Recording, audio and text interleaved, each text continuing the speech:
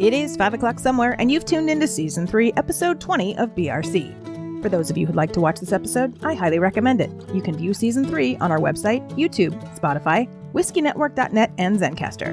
I'm Carrie Moynihan, and in today's Tales from the Still, I speak with American Single Cask founder Bill Christy about his new independent bottling company and his journey to get there. Then later in the show, Chef Louise Leonard joins me in tasting one of Bill's bottles in today's World of Wheezy. So kick up your shoes, pour yourself a dram, and join me for this episode of Barrel Room Chronicles. Unleashed Coffee is a farm-to-cup adventure like no other. Step into a world where exceptional flavors, tantalizing aromas, and rich mouthfeel take you on a journey from your kitchen to the picturesque coffee plantations at origin. At Unleashed Coffee, we believe in fostering connections between coffee lovers and the hardworking farmers behind each bean.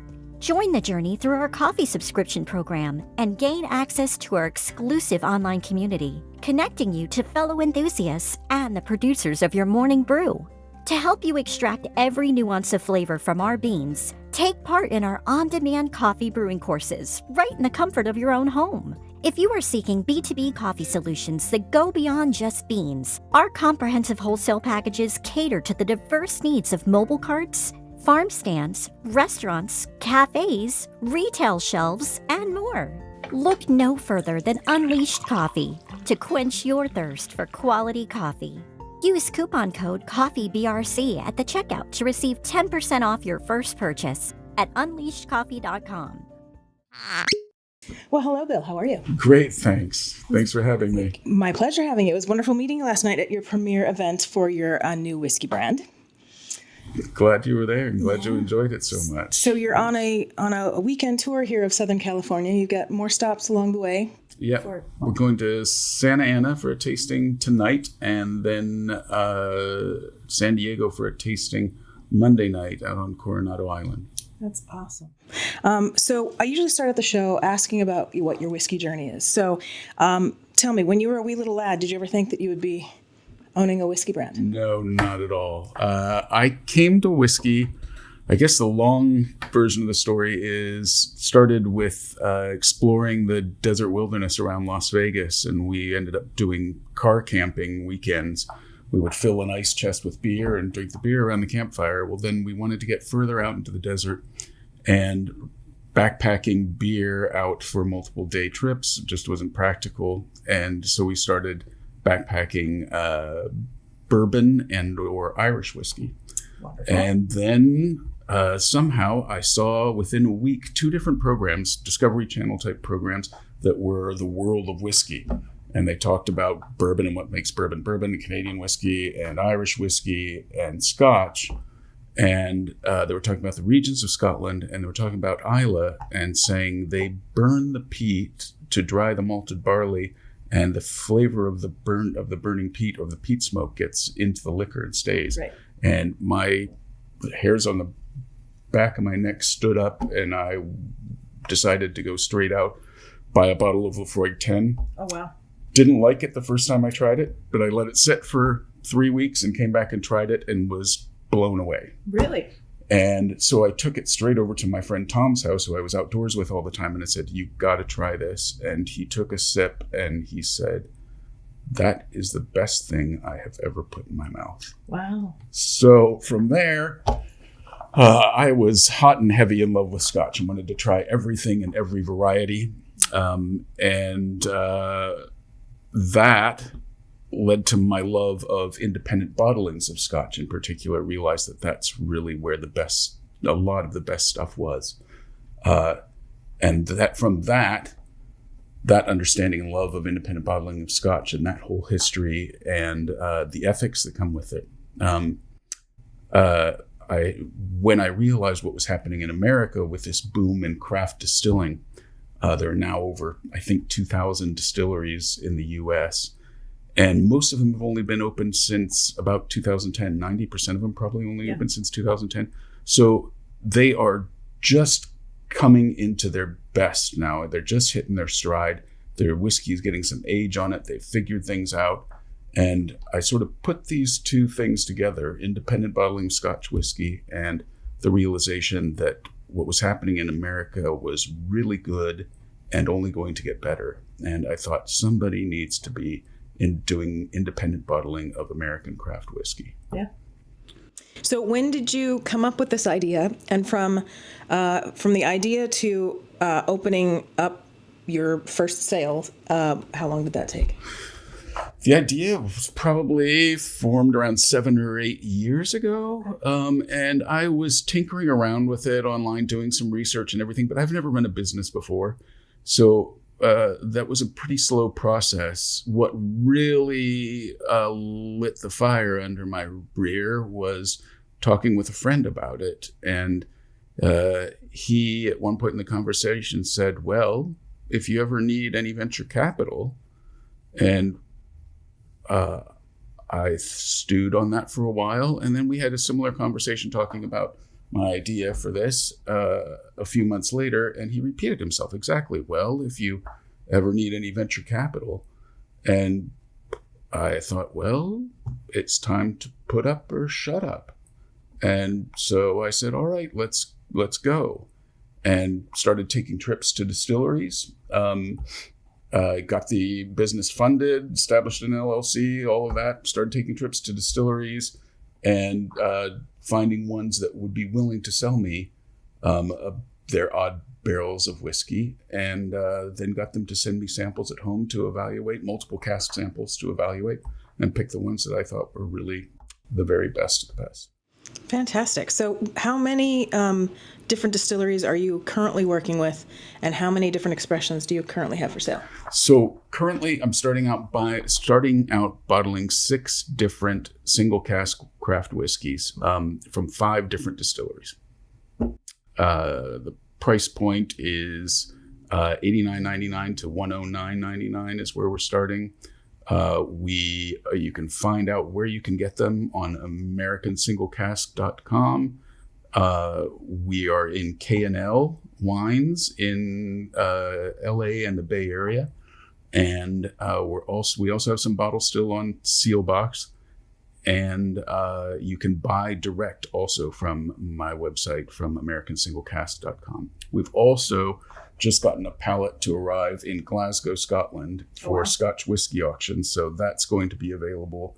They're launching there, and that's going to be available for the, wow. 360 bottles, 60 bottles of each.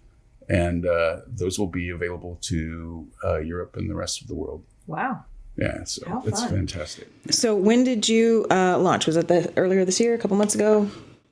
Soft launch was probably about 3 months ago now. Yeah. Okay. Yeah. First thing we got was bottles to seal box. Were the first ones to get them, and then pretty quickly to K&L, and then partnered with Speakeasies, a company that can take and fulfill orders from my website, and then just got the pallet of bottles to Scotch whiskey auctions in Glasgow, Scotland. That's exciting. So how fun or not fun was it to start navigating all the 3-tier system situations here in America? Oh, it was a challenge. The thing is, the way my model is running, I am just working out of my home. I don't have a brick and mortar location. And I'm federally licensed, but I don't have a license in the state where I live. I am piggybacking off the license of my bottling company, who are licensed. So they are able to do the things on my behalf that require a license. Once it's out, once they can ship to my distributors, once it's out of state, I'm running off of my federal license. So that works just fine to start out. Eventually, the dream would be to get licensed in the state where I live. And I'd love to have a warehouse and a tasting bar and be able to offer warehouse tastings, have 6 different casks open, draw the dram straight out of the cask, nice, and pour them for people and allow them to fill their own bottles and buy a bottle that way, whatever their favorite dram was from that tasting, and take that with them. That's awesome. So let's talk about this one. I won the auction last night for this one. This was the first one we tasted, and it's distilled in Seattle by Copperworks Distilling. And I have never tasted anything quite like this. I was drinking it, and the finish was spearmint. And I thought, wait, that can't be right. And I did it again. And then I looked to the person next to me. I said, are you guys getting spearmint on the finish? And they're like, that's what it is. I'm like, that's really odd, but I loved it. And so today I made us highballs with some spearmint mints that I grow here in my garden. So please have a great. And let me know what you think. Believe it or not, this is the very first cocktail I will have had made with an American Single Cask whiskey. Well, I'm glad. It's my first, your first. There we go. Yeah. Oh, it's so good. It's very refreshing because it's 100 degrees out right now, and having the spearmint on your nose. Yeah, that's great. Really helps it gives you this very. I like this. This is a nice light whiskey to begin with, and it goes perfectly with the highball and the spearmint. It's just lovely. It is good. Yeah. So tell me a little bit more about this. You went to Copper Works up in Washington. Yep. And how many barrels did you taste before you came across this? I believe they sent me, like most of the distilleries have sent me, most often is 6 different cask samples. And a bunch of them were younger and in new oak. And I felt like this is a very delicate spirit, and the new oak was a little too strong for it. And at the same time, at the younger age, I felt like it had an edge or something to it that wasn't quite working for me. And I had also asked him to send me, because he said, we do have some older whiskeys in refill casks. And I thought, that's probably going to be perfect. And I was right, as it turns out. This one is from a refill cask. It's 6 years old. And the cask only previously held American Single Malt, Copper Works Single Malt. So once they had emptied it, they just refilled it and let it age these 6 years. And I think it's just perfect. I don't know what gives it that spearmint. It's just baffling my mind.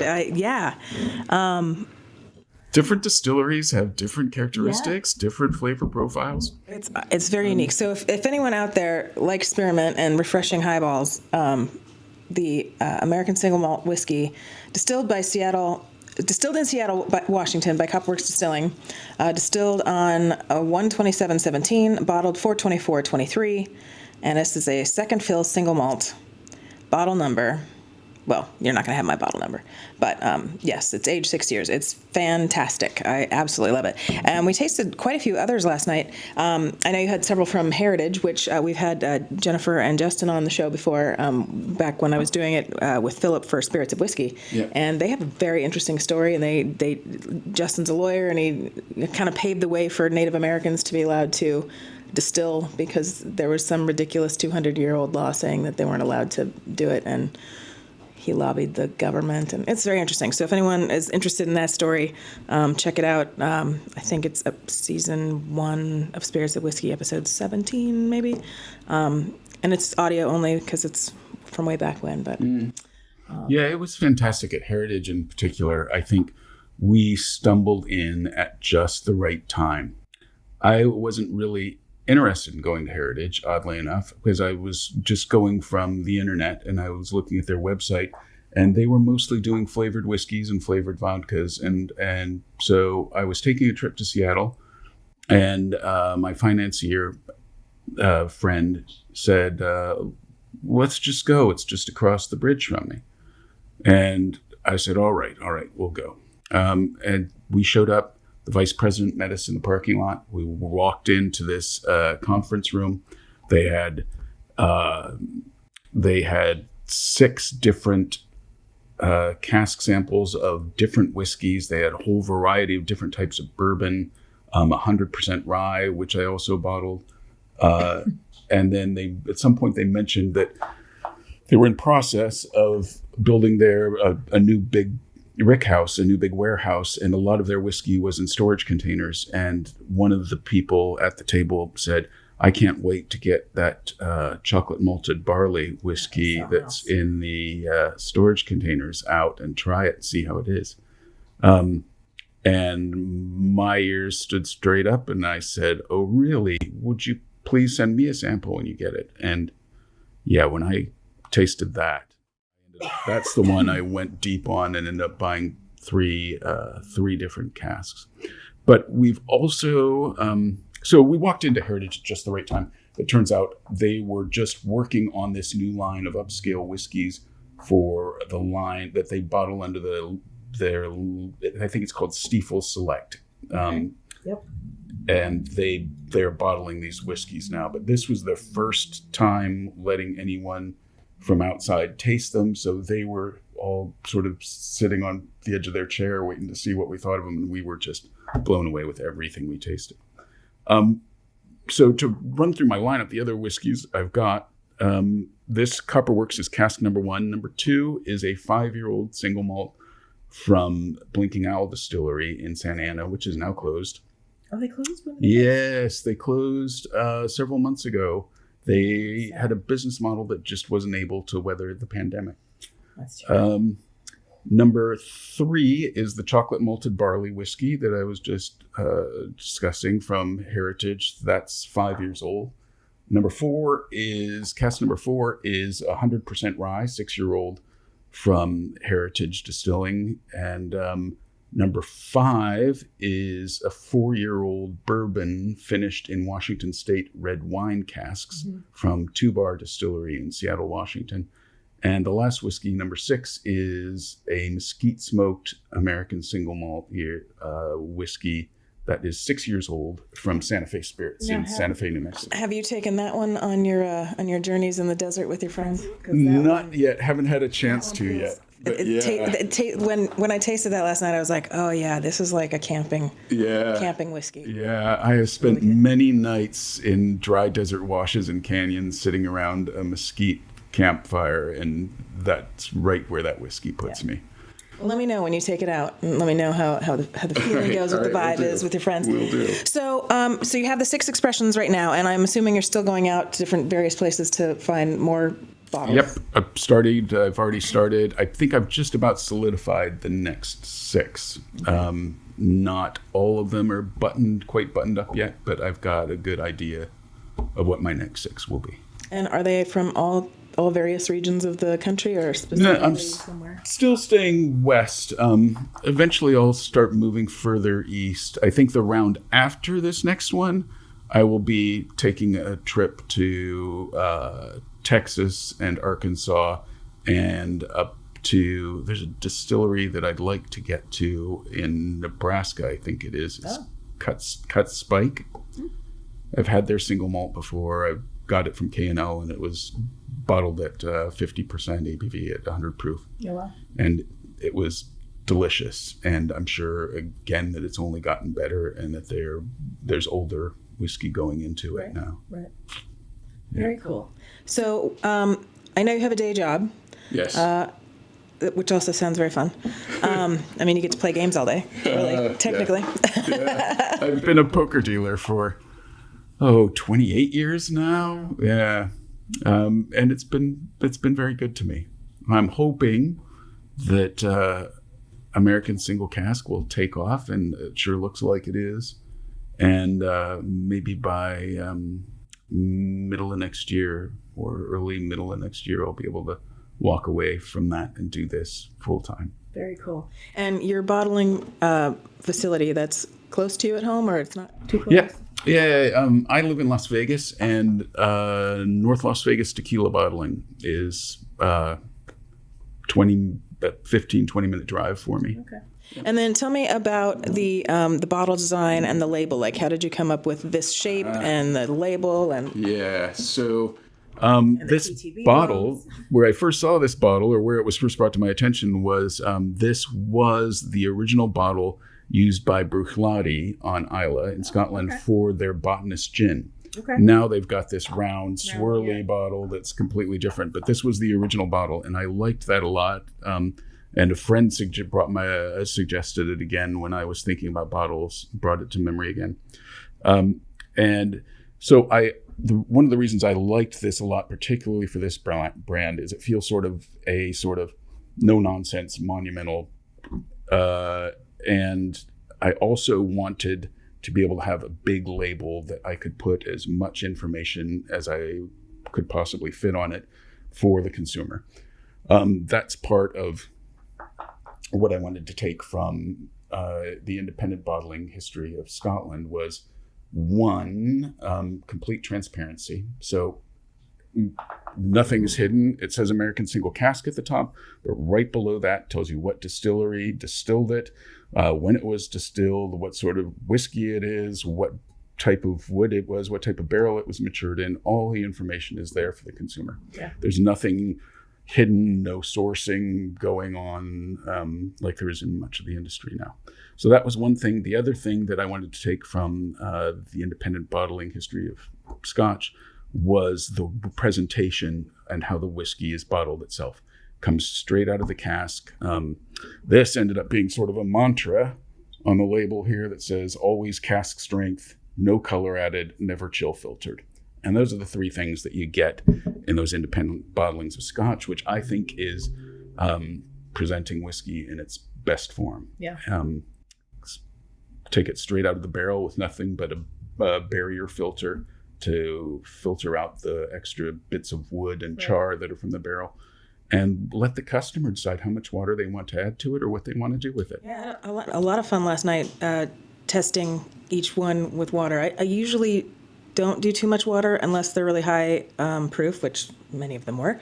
And it was just amazing how one little drop totally opened it up and totally changed the flavor. The one that was matured in the red wine barrel. Yes. That completely changed for me when I put the water in it. Yeah. It was like crazy. Yeah. And this one completely changed too. Yep. Yep.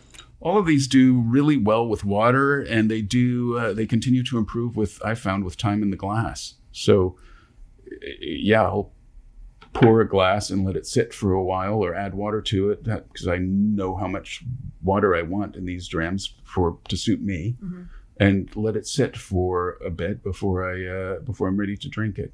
And or if I'm going to have a second dram, I'll pour that while I'm drinking the first, Nice. But that's, they all do. All of these are, with the exception of one that's 58 point something percent, they are all over 60%. So they are all high proof whiskeys. And they, to my palate, they do better with a bit of water. And I think for a lot of people, when you first approach these, they can come off as strong or alcoholic, and a little bit of water you can find your sweet spot pretty quickly. Right. Awesome. So I also asked about the 5-year plan. We kind of touched on that with the 1-year plan. Yeah. But what do you want to see? How do you want to see the company grow over the next 5 years? Do you want to have? I mean, you do want to get your own warehouse with your tasting thing. Is that more in a 5-year? Is that more of a 10-year?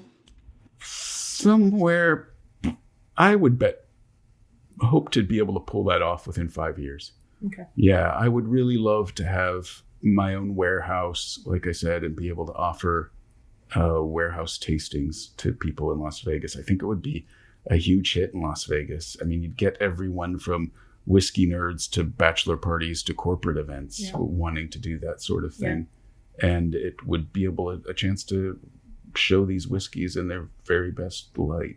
And that's what I've always loved. I think there's no better place to drink whiskey than in a warehouse, in a dunnage warehouse. Yeah. That's the best. I just love going into distilleries and warehouses. And if I go into the distillery and I smell the mash and I smell the everything and all of the bubbles, I love it. It smells like oatmeal to me.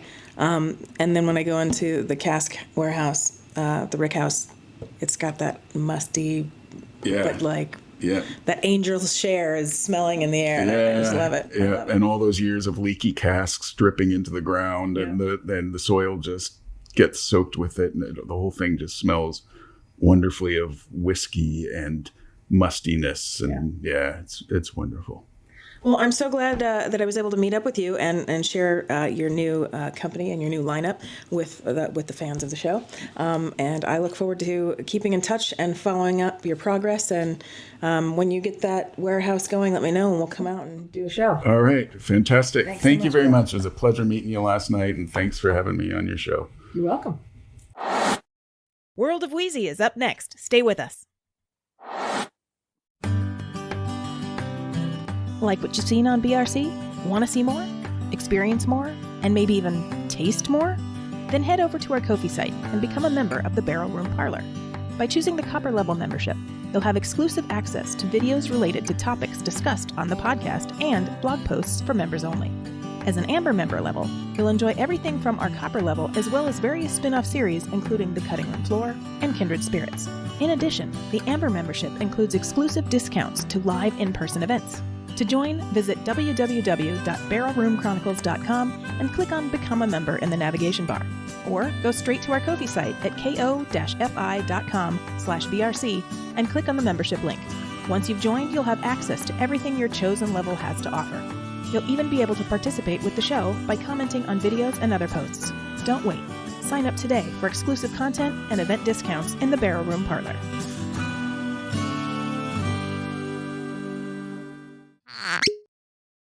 Action. Love it. Love it. All right. Well, we are here again, and we are catching up on some lovely drams with you since you've been away in Italy. Today, we are going to talk about American Single Cask, which is a new company that we so luckily had in person, the founder and owner here. And so, as I discussed with him, I got an interesting mint on the finish. So I'm going to give you a little of this. Okay. And you let me know what you think. I thought it was the most unique thing that I have tasted in a long time in terms of differences of flavor profiles. Interesting. Okay. Because whoever gets mint on whiskey. I mean, I feel like now that you've told me that, you've set the tone, but we'll see. We'll see. It's got a very refreshing nose. Mm-hmm. It sure does. Bright. Yes, Yeah. Refreshing is a very good way to put it. Relatively light color. So, let me know what you think.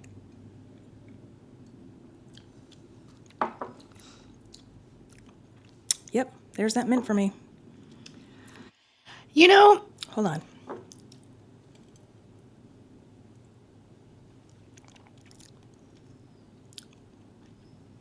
I'm also getting grapefruit now. really. Yeah. Now, are you because getting the bottle's been open for a while? Are you getting specifically mint, or are you getting spearmint or peppermint? You know how like mint has a sweetness to it, whereas a spearmint or a peppermint in particular does not really, right? It's hotter than a regular mint.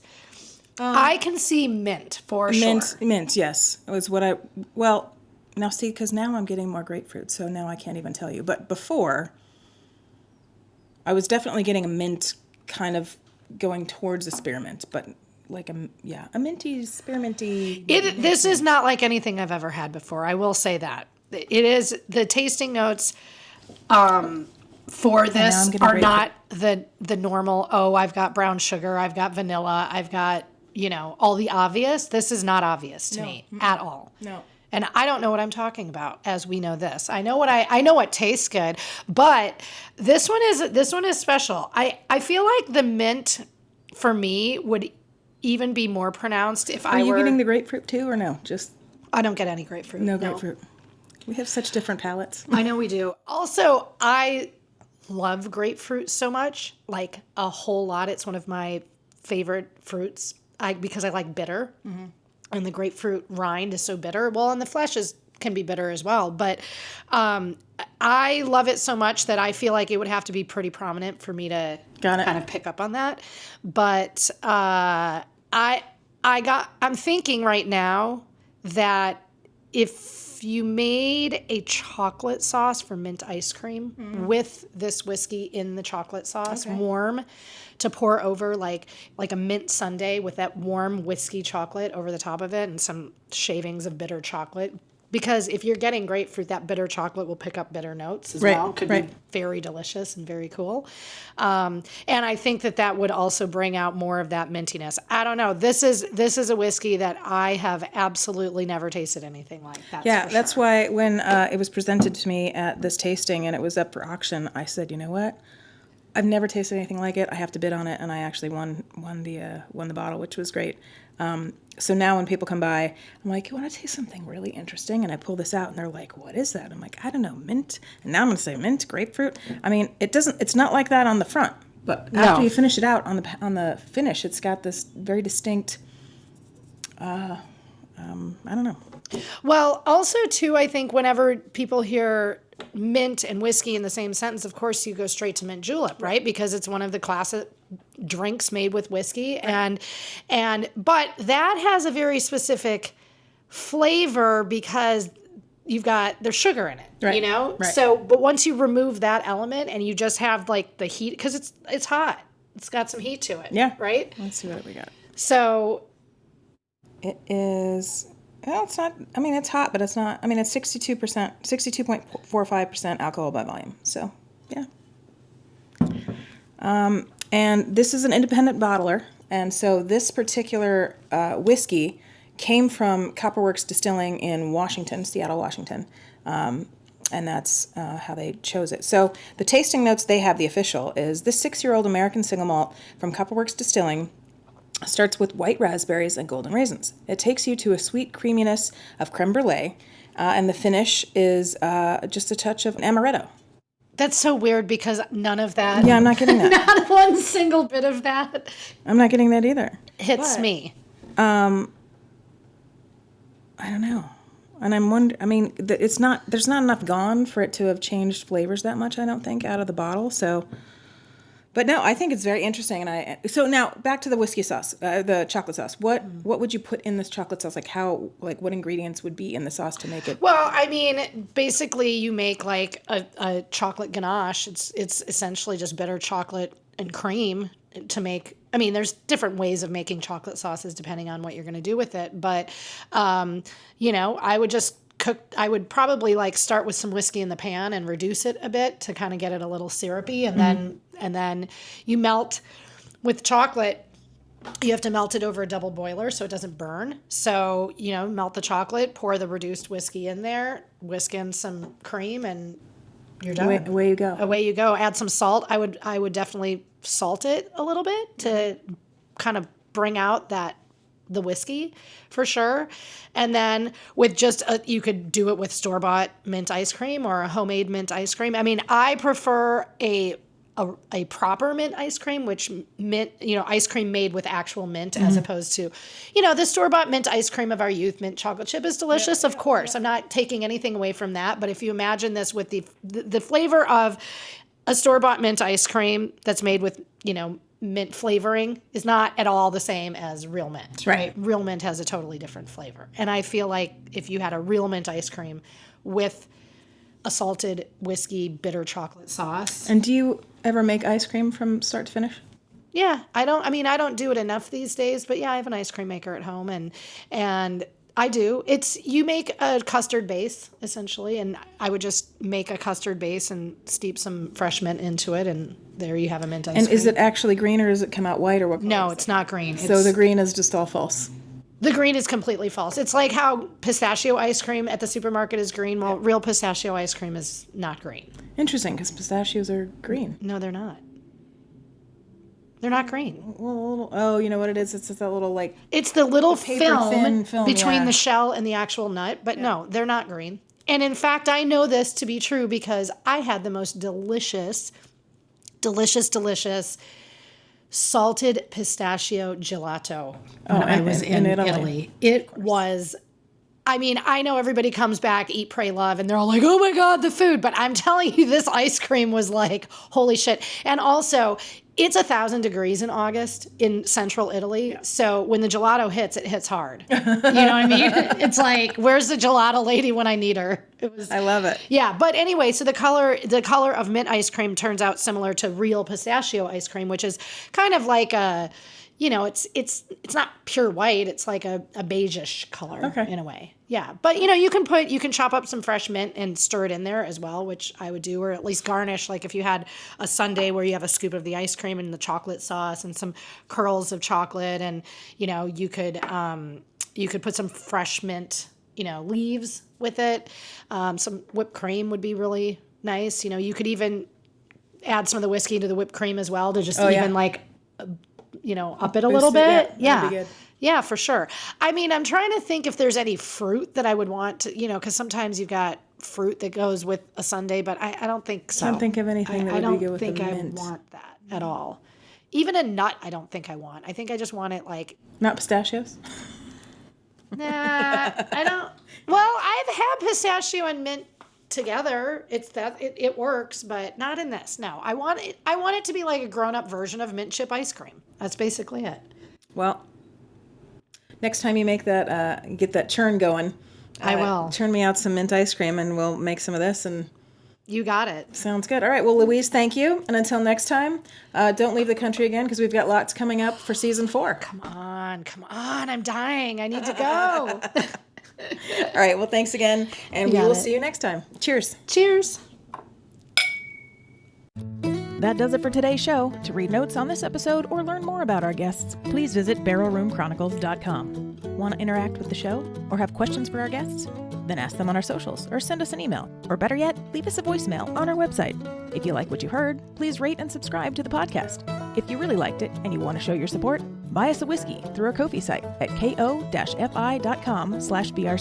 or become an exclusive member of the Barrel Room Parlor. If you work in the whiskey or spirits industry or just have a deep passion for whiskey and want to share your spirits journey, register to be a guest through our website.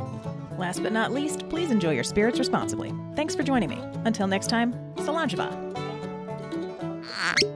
Barrel Room Chronicles is a production of First Reel Entertainment and is available on Spotify, Apple, Google, iHeartRadio, Amazon, or wherever you listen to your favorite podcasts.